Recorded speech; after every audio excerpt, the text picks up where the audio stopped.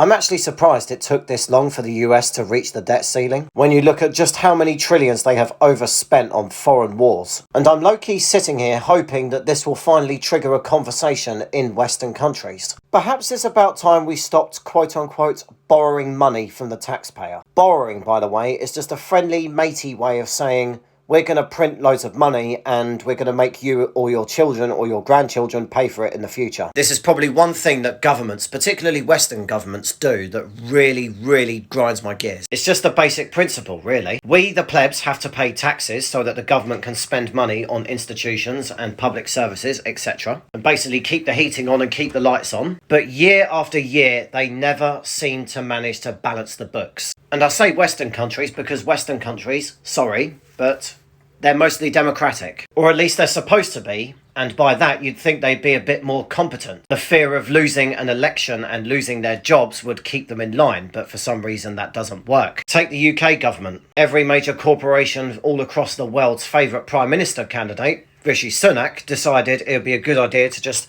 artificially print £800 billion during the pandemic. And suddenly everyone was baffled that we had inflation going through the roof, that we are having to pay the consequences for. And it's exactly the same case for pretty much every country in the world with that example. But even before the pandemic, the 20-year war on terror cost the American taxpayer $8 trillion.